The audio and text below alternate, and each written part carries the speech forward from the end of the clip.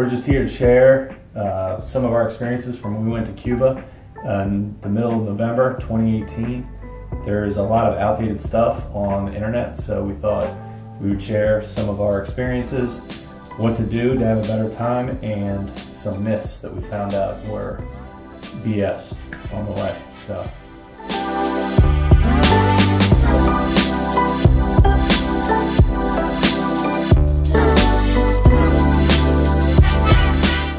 I had heard from a couple of people before we left that there was rationing of toilet paper going on, and did not seem to be the case when we got there.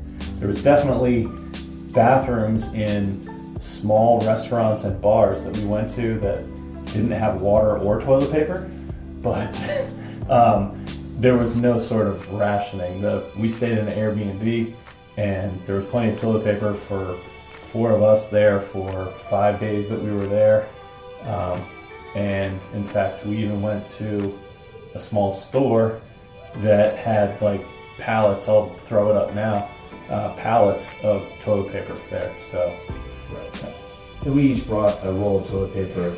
Just in case. Just in case, but like you said, we really didn't need it. We didn't find that to be an issue at all. Yeah, that's not true.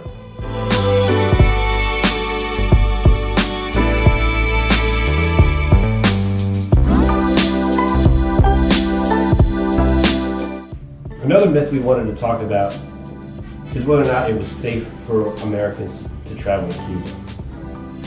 When we were down there, we didn't find this to be the case at all. In fact, if anything, the Cuban people love Americans, probably because we're there to spend money. But everyone that we met, or at least that I met, not only liked Americans, but they really appreciated the American culture, whether it was movies or clothing. They really just appreciated the American culture. And even me, you're fluent in Spanish, and me not being fluent, whether you're fluent or not, it didn't matter. Super eager to communicate in any form, just to have a conversation and try and learn something new. Yeah, and they were actually pretty eager to practice their English with Americans.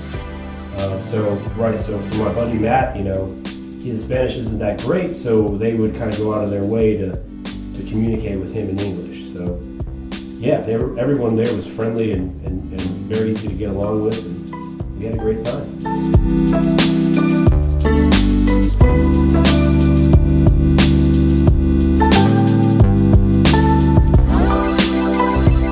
So it is definitely not illegal to go to Cuba.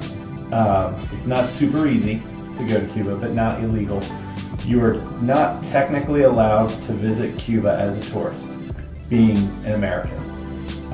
They're on the visa that you fill out before you leave, which is one of the steps that you need to do before you leave. You have to check one of about a dozen reasons why you go there. And the one that I checked was educational / person-to-person interaction. Being a member of the press was one. Going on some sort of helpful mission there was another one. I don't know if you remember any of the other reasons to go. A sporting event. Yeah. If you're a team traveling there, they're pretty general. But I think the main thing that you have to remember is just don't write on there, I'm going as a tourist. And think of it more as a formality. Because no one's really going to check these things. When you get down there and go through customs, I don't think they even asked us why we're there. They just took our paperwork and that was it.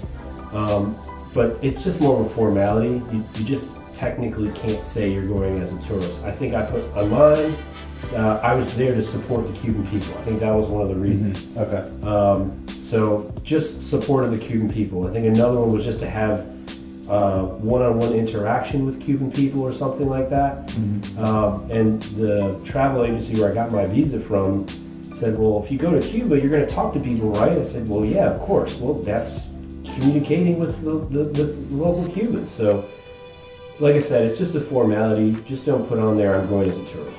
Simple as that. It's a way for the U.S. government to collect their $50 to get us over there, but definitely not illegal.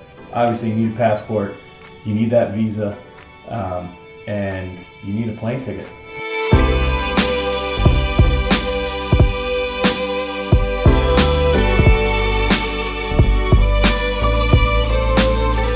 So, you know, we watched a bunch of videos on YouTube that were outdated, which is why we're doing this one. And similar to this, myths, do this, don't do that.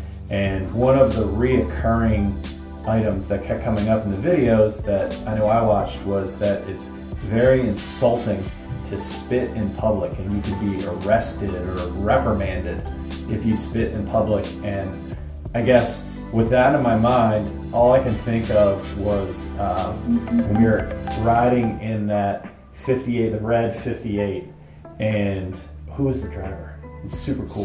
Super Mario. Super Mario, yeah. And he was smoking a cigar, and he was smoking the cigar, he was just spitting. Out the window. Yeah, as we were driving on the road, like whatever, and he's obviously Cuban. So it was like at that point, it just really struck me like, this is obviously not illegal. You won't get in trouble. It's just as disrespectful to spit on the street or in public there as it is here. You know, if you know there's something in your mouth and you want to get rid of it, you know, spit and deal with it. But I don't think there's any. You're certainly not going to get arrested. Yeah, I agree. For spitting. I mean, like you said, one of our drivers was smoking a cigar. He's not the only person that was smoking cigars. Right. A lot of people are smoking cigars, so naturally you're going to spit. And so, yeah, I would just treat it like you would, you know, like you would here. I mean, it's sort of rude to do it in public here, but you're certainly not going to go to jail for doing it. Right.